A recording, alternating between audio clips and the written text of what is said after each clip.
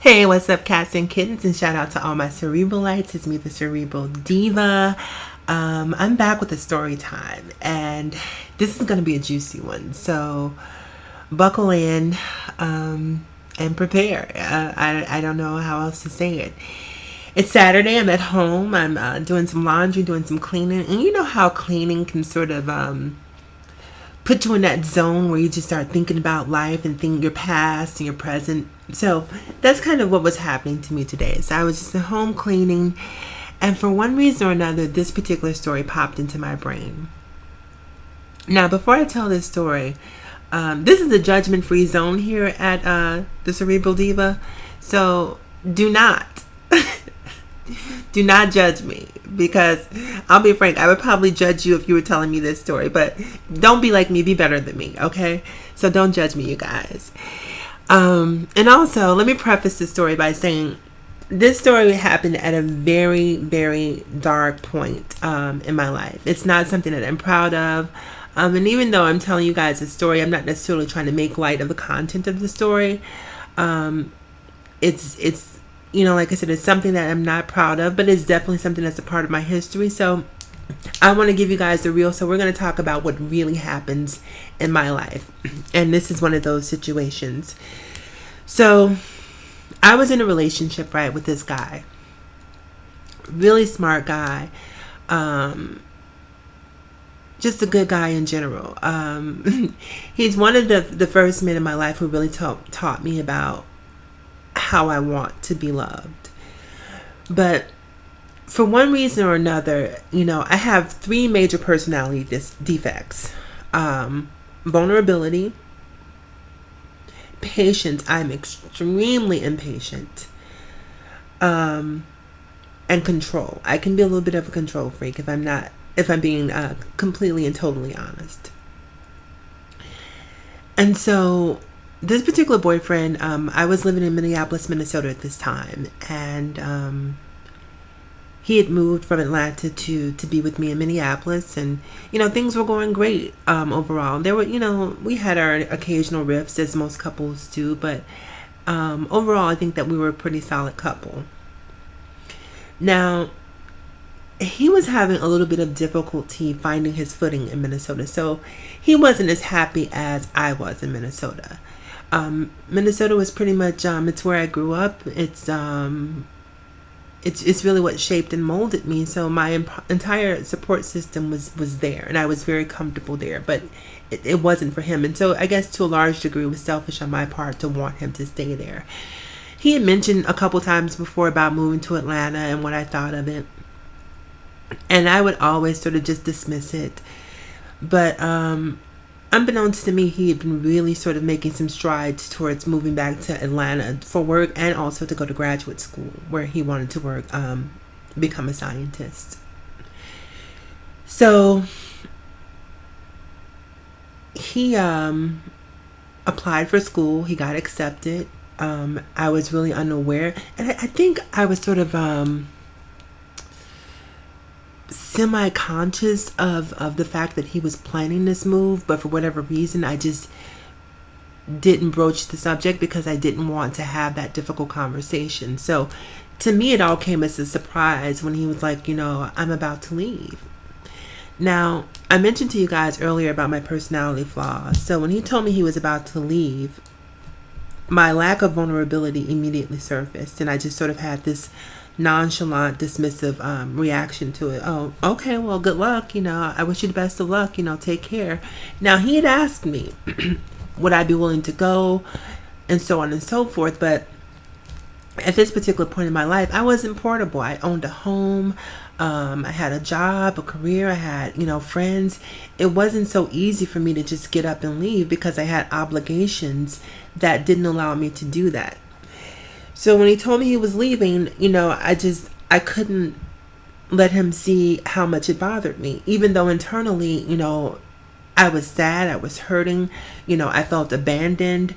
I didn't want him to go, but nothing inside of me would allow me to say, baby, don't go, baby, don't leave, because that would have made me appear weak. And I have a hard time appearing weak, especially when it comes to a man. And that's something that I have to work on, honestly, because I don't think that that's a good thing. I think there's a balance somewhere between being Mimi and Rashida and being me. There is a balance somewhere in between, because you want a man to know that he's wanted and needed and desired, and that he's an equitable partner in a relationship. But it's a difficult time for me, especially if a person is talking about leaving and going elsewhere. My sort of pride kicks in and says, don't be unshakable, be unwavering. And that's what I was. So he left.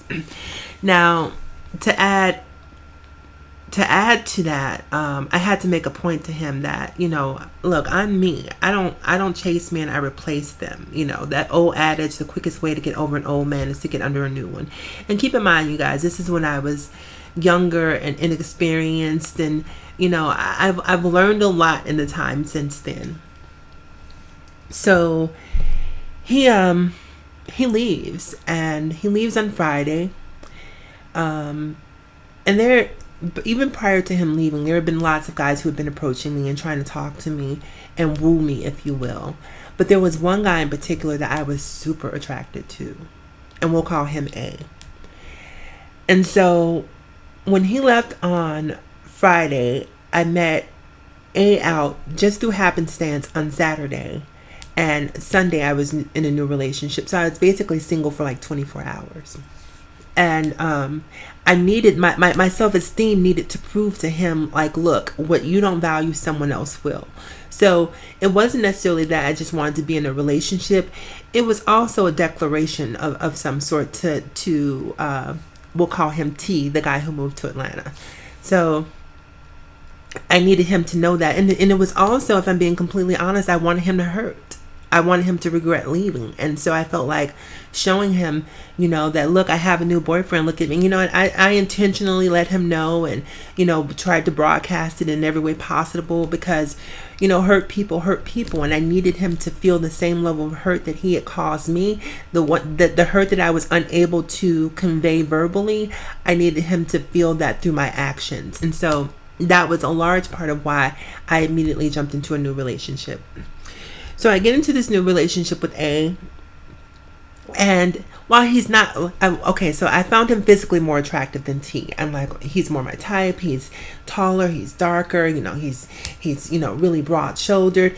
People are always complimenting us, telling us how great we look together. So that fed my ego, if I'm being completely honest. So we're together, and things are going pretty good overall. Now, I have my own place. A is actually in school, and he lives with his dad. And so we did spend time back and forth between both places. Like sometimes if his dad was there, we'd hang out. But most of the time, if his dad was gone, I'd go over, we'd watch movies, order pizza, and that sort of stuff. So things are going great. And we had our occasional arguments and fights, just like most couples do. Granted, I didn't really know him before I jumped into a relationship with him. So, there was a learning curve of me acclimating to who he was as a person, and vice versa. So this one particular night, we'd been together for maybe a month or so. Oh, I got to tell you this part first. So one day, I was meeting A someplace, and his dad was dropping him off. And so when I met him there, the dad pulls up, and you know how you can just drop a person off and leave? His dad lingered like a bad odor, and I could see his eyes in the rearview mirror, and he was checking me out. And as a lady, you know what that look, you know the look I'm talking about. So I felt him sort of, I guess, undressing me with his eyes, right? But I didn't say anything about it because I just didn't feel like it was appropriate to in that particular moment. So I just let it go.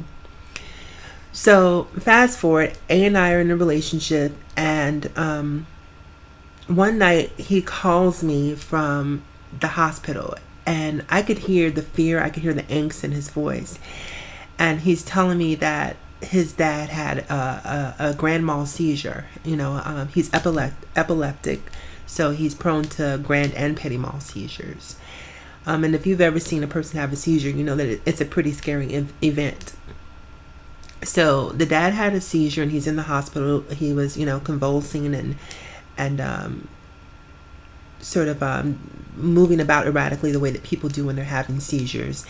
And they wound up sedating him so that he could get some sleep after the seizure had passed. And, you know, your muscles get really tight, you get really sore.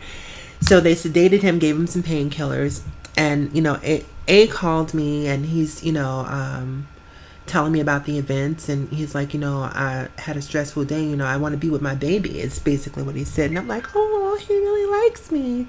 You know, because, you know, ladies, you know how it is. If a guy calls you in crisis mode when he's going through something, you know, those are the things that sort of foster the connection of it fortifies a relationship. It makes you feel like I'm that girl that he calls when things are good and when things are bad. So I know that, you know, I'm a priority to him. So it was a little bit of an ego boost that he called me. So he came over, we hung out, we watched movies, we fell asleep. And he was in culinary school at this particular time. So the following morning, he had to get up and go to school. Now, his father had been released from the hospital. And so when A was going to school, I said, well, while you're in school, if your dad happens to need anything, you can have him call me. You know, trying to be the dutiful girlfriend. You know, I want to step up to the plate in my man's absence. So he's like, okay, thanks, babe. I really appreciate that. So he gives his dad his phone number, you know, and gives his dad my phone number, excuse me. And he goes to school. So maybe 11 o'clock or so, early afternoon, my phone rings, and it's his dad. And the dad's like, hey, what's up? A told me, you know, you said that I could call you if I needed anything, and, you know, I'm really hungry, and I was wondering if you minded bringing me something to eat.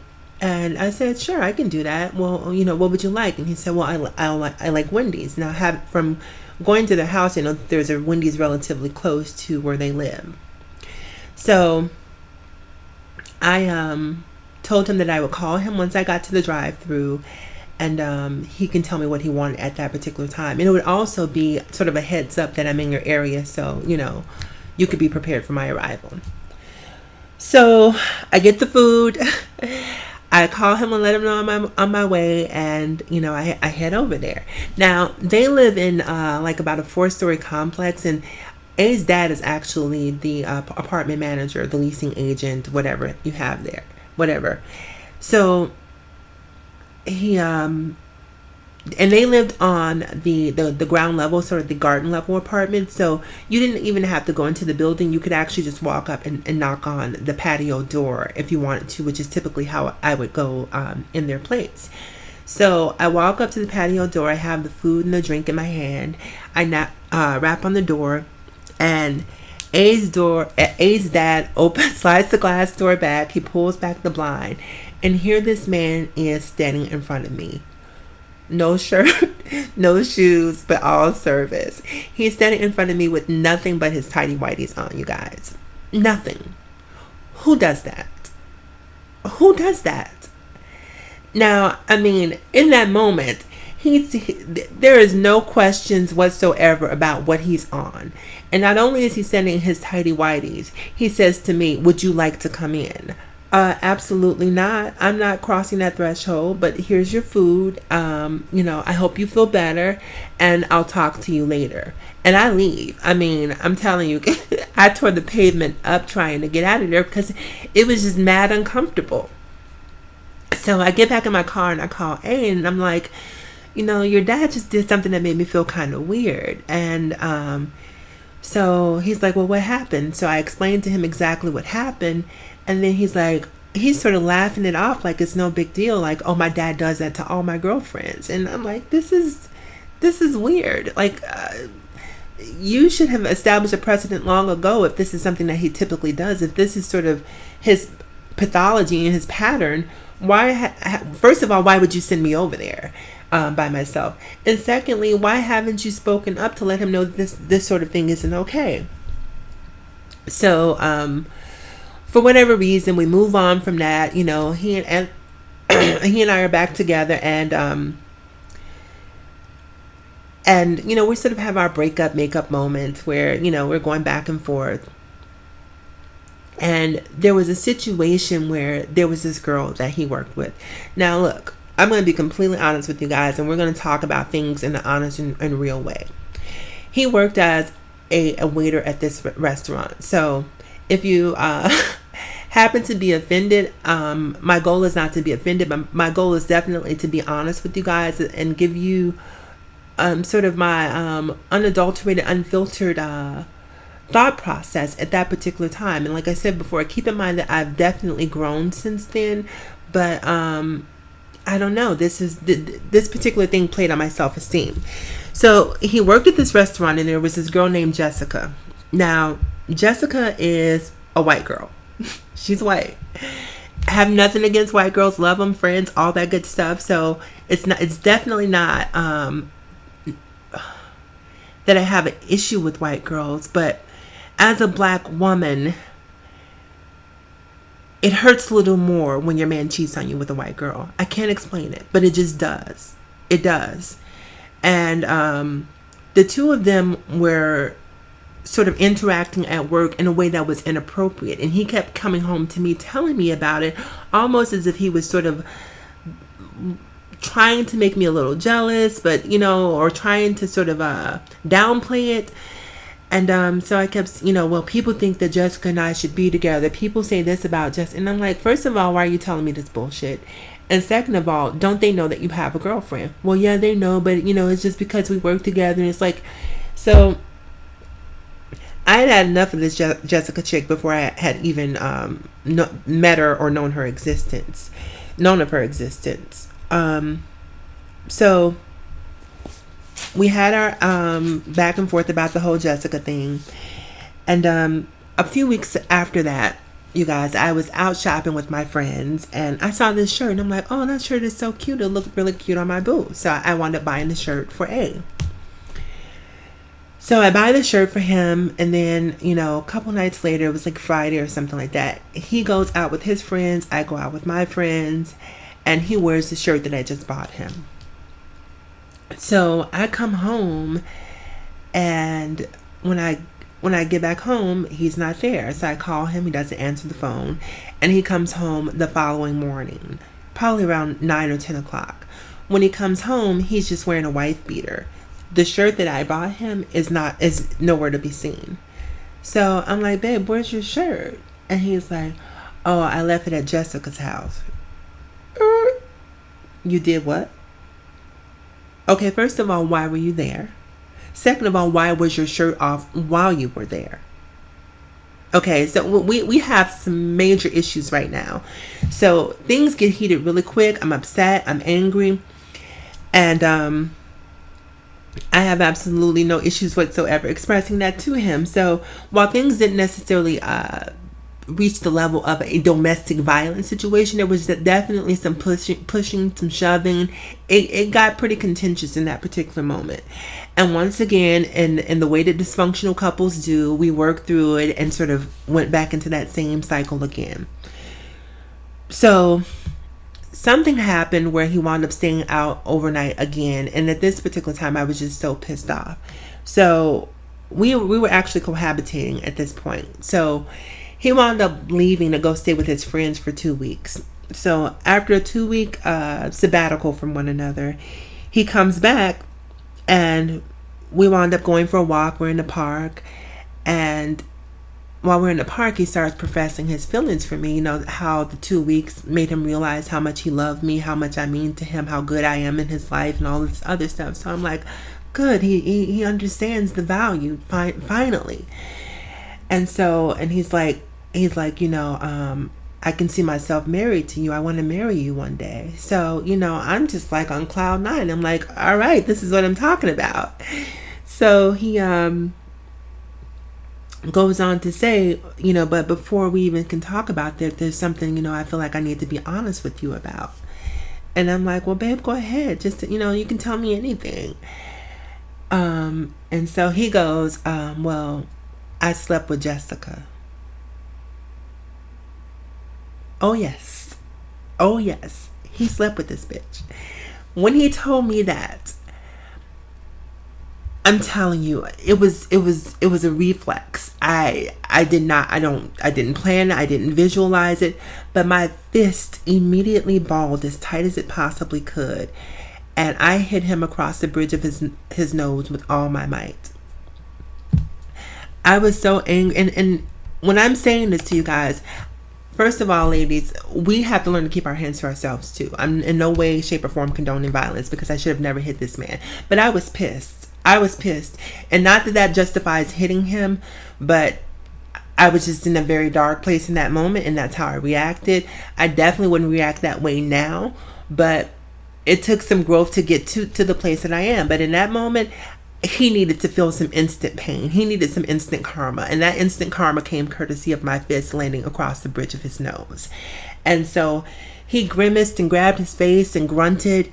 And I got up and I walked off, because the dude could have easily, did what there was no possible way, if he decided to go toe to toe with me, that I was going to come out on the winning end of that exchange. So I walked off, and I'm pissed, and he's calling me, baby, come back, please, let's talk. I don't want to hear anything he has to say at this point. So I'm walking off in the park, and then he hops in the car, and he's following me in the car, baby, please get in. I don't want to hear anything you have to say right now. So I just keep walking. I walk to my friend's house, and at that point in time, I just knew it was over. We reached the point where we had a conversation about it, but he had just violated me, I felt, in a way that was irreparable. There was no possible way that we could come back from that. So every time he and I had a problem, his dad would always call. I think very often A would call his dad when we had a crisis or some sort of exchange, and his dad would sort of advise him. But after advising him, the dad would call me and tell me about how I didn't need to be with him, how I was too much woman, how I needed a real man who can do this, and this for me, and A was never going to be any of those things. And so he would really throw his son under the bus. So when I stopped talking to A, one day I'm at home and my phone rings, okay? And it's like, I see the name of, I told you guys, he manages a complex. And I see the name of, and this is back in the day of landlines, I see the name of the apartment complex flash across my caller ID. And I know that it's either A calling or his dad calling, because he would sometimes go work with his dad. So I say hello, and then the voice on the other end is like, this number was in my caller ID. Who called? Like, dude, I did not call your phone. You know that you call me because Anthony. Well, I guess you guys know his name now. A is Anthony. A is for Anthony. So, and I'm not going to record this video over to try to edit that out. Anthony. So I'm like, dude, Anthony and I broke up. So why are you calling, playing these childish games on my phone? And, so he's like, well, since you guys broke up, I feel like I should tell you, I've always been attracted to you. I always wanted to, talk to you and get to know you. And, I know it probably looks bad, but, I want to spend some time with you. Now, I knew better, but there was so much hurt, not just from the fact that he cheated on me, but for the fact that as a black woman, I felt some type of way that he cheated on me with a white girl. That's just, it is what it is. That's how I felt. And so I needed to do something to make him feel the same level of hurt that he made me feel. And his father seemed like the perfect tool to do that. So the dad asked me if he could come and see me. And because the devil was deep in me this particular day, I was like, sure, absolutely, you can come. Rush right over. So the dad comes over. I had on a skirt and I believe a t-shirt, and I was at home, so I had on like slippers. So he comes over, and I have like a 3-bedroom, 3-level, 3-bathroom condo, really big place. And so you have to walk down into my unit. So he walks down into the unit, and we walk out into my balcony. And then I hike myself up on the railing on the balcony. And so we're sort of talking. And before I know it, he comes over and he sort of pushes my legs apart. Now he's standing with me face to face. And without warning, he starts kissing me. And I'm not going to lie, I started kissing him back, and then he lifted me off the balcony and pushed me against one of the walls, and we're having a full-blown makeout session on my balcony. Now, Anthony is very attractive, but the reason Anthony is very attractive is because he comes from very good genes. His dad is not a bad-looking guy by any stretch of the imagination. And so we're like making out on the balcony, and then there was a moment of clarity where I'm like, what are you doing? What are you doing? Stop this right now. So I push him off me. I'm like, stop. I can't do it. I can't do it. He's like, what? I'm just like, look, this is not right. I can't do it. He's like, come on. It's not, you know how long I've been wanting you. So he's basically really trying to plead to me to continue with this. And I'm like, absolutely not. So when he finally realized that I wasn't going to go through with it, he wound up leaving. I did not sleep with him. It stopped at the little kiss and makeout session. There was no breast touching. He touched my thighs. I think he touched my butt. But it didn't really, it wasn't a full-on grope, if you will. It wasn't, no clothes came off, nothing of that nature. I kept my hands in the safe areas. And he walked out and he left. And what I thought would make me feel better really made me feel worse about myself as a person, because I allowed that particular situation to take me to a place that I'm not proud of.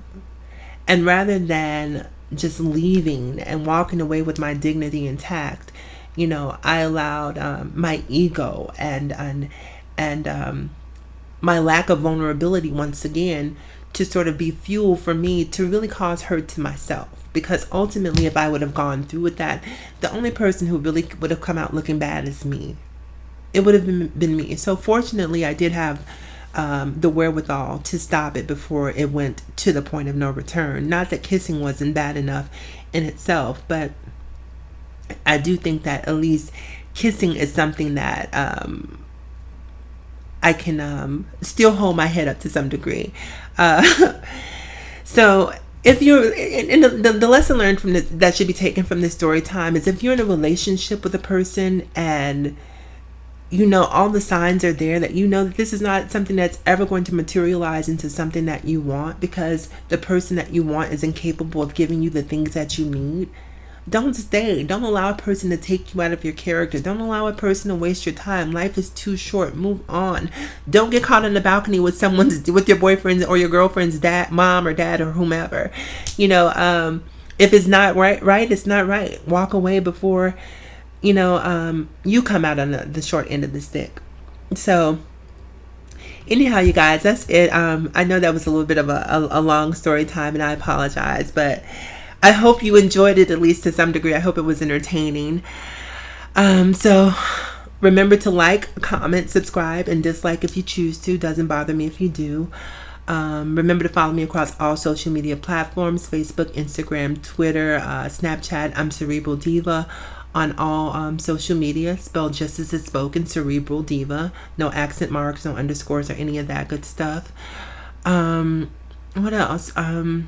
And my email, cerebraldiva@yahoo.com. So if there's subjects you want to talk about, story times you want to hear, advice that you need, please contact me via cerebraldiva@yahoo.com. You can also follow me on Twitter, where you can tweet me directly if you want to.